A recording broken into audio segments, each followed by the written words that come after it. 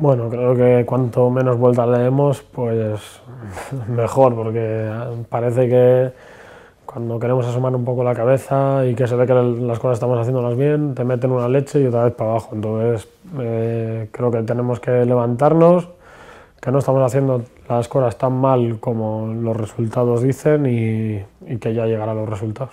Me parece que para meter un gol tenemos que hacer muchas ocasiones, ¿no? Entonces, el gol llegará, los resultados llegarán y hay que cambiar la dinámica lo antes posible, ¿no? Porque si no, pues moralmente pues el equipo seguirá tocado. Creo que ellos han hecho el partido que querían, el que buscaban, que nuestros errores pues aprovecharlos y lo han aprovechado. Entonces, si se han llevado el resultado que querían, pues ellos estarán contentos. No, no, si la mejoría para mí ahí está, lo único que los resultados no están llegando. Será un partido emocionante en Ipurúa para mí y esperemos llevarnos la victoria.